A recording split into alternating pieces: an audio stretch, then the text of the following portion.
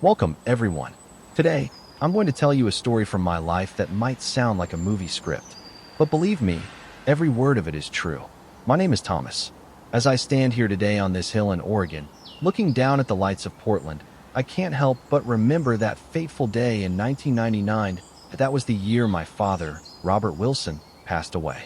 He was a well-known real estate developer in Portland. I was only 18 at the time. My mother had passed away years before. So my father had remarried a woman named Diana. Diana was beautiful and seemed soft-spoken, but none of us realized the poison she carried inside. Just 2 days after my father's funeral, Diana sat me down in the living room. She held a piece of paper and said, "Thomas, your father signed this new will just a week before he died.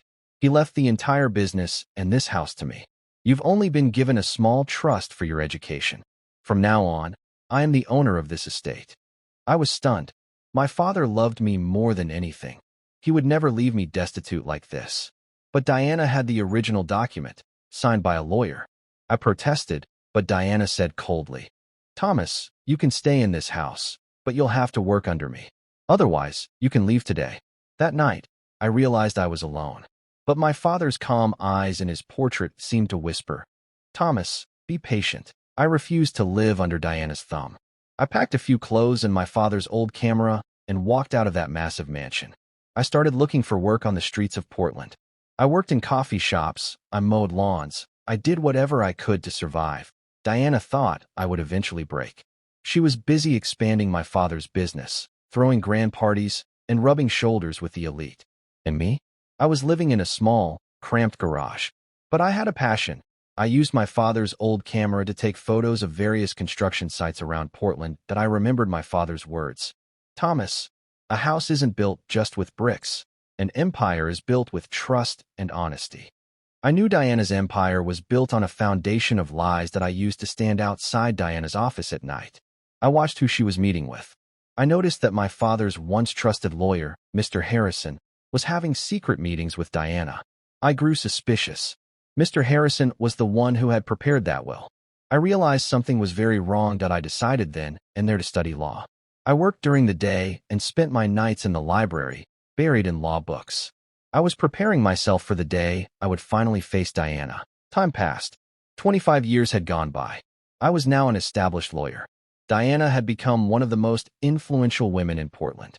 She was currently launching a massive housing project called the Wilson Empire.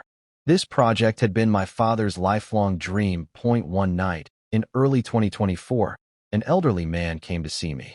It was James, Mr. Harrison's former assistant. James was on his deathbed. He told me, "Thomas, I've been carrying the burden of a crime for 25 years. Diana and Harrison forged your father's signature.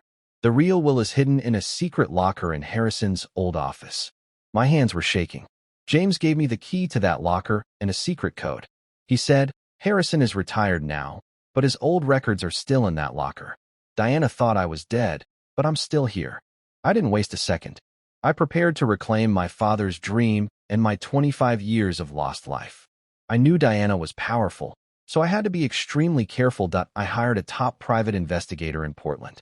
We entered Harrison's old office in disguise. In the dead of night, when I opened that locker, tears filled my eyes. Not only was the original will there, but there was also a letter from Diana promising Harrison $1 million if he forged the signature. Diana had organized a massive gala for the launch of the Wilson Empire. Everyone from the mayor of Portland to the biggest business tycoons was there. Diana stood on stage, giving a speech. This project was the dream of my late husband, Robert Wilson. Today, I have fulfilled that dream. I walked through the crowd and headed straight for the stage. Diana froze when she saw me. She spoke into the microphone. "Thomas? What are you doing here?" "Security, take him out," I said calmly. "Diana, today's security isn't taking me out.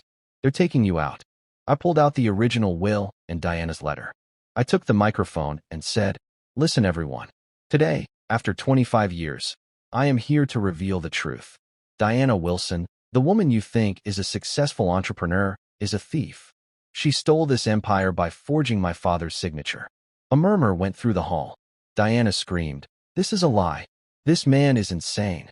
But I had already arranged to play the scanned copies of the original will and Diana's letter on the massive screen. When Diana's own handwriting and my father's real signature appeared on the screen, her face turned pale that I said, "Diana, you thought I was finished. But you forgot. I am Robert Wilson's son. I have waited 25 years for this day." At that exact moment, FBI agents entered the hall. Diana was arrested on charges of forgery, grand theft, and money laundering. As she was led out of the hall in handcuffs, I looked her in the eye and said, "My father's dream is safe now." After Diana's arrest, the Wilson empire is now under my control. I moved back into my father's old mansion, but I didn't stay there alone. I turned that house into a shelter for homeless children in Portland.Mr. Harrison was also arrested, and his license was revoked. The Thomas who was thrown out 25 years ago with nothing is now a name of inspiration for the people of Portland. Friends, no one can ever be happy by doing wrong. It might take time, but the truth always triumphs. Diana thought she had won, but she forgot that lies have a very short life. Today, I am taking photos of my daughter with my father's old camera. I will teach her that no matter what happens in life, never lose your honesty. If you like my 25-year struggle, please give this video a like. Is there someone in your life who has done you wrong? Remember, revenge isn't about anger. Revenge is about lifting yourself to such a height that your enemy looks small from where you stand.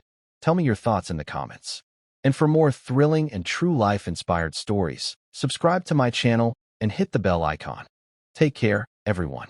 I'll see you in the next brave story. Goodbye.